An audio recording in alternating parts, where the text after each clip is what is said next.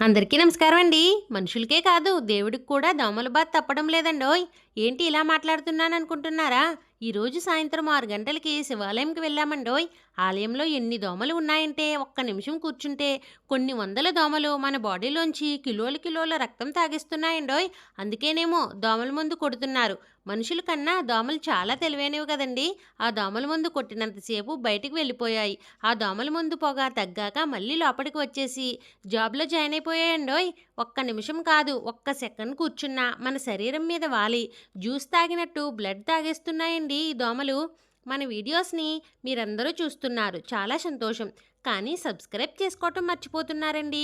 దయచేసి మీలో ఎవరైనా మన ఛానల్‌ని కొత్తగా చూస్తుంటే నేను పెట్టిన ముందు 2, 3 వీడియోలు చూడండి. నేను చెప్పే విషయాలు, నా వీడియోలు మీకు నచ్చినట్లయితే వెంటనే మన ఛానల్‌ని సబ్స్క్రైబ్ చేసుకుని నాకు సపోర్ట్ చేయండి.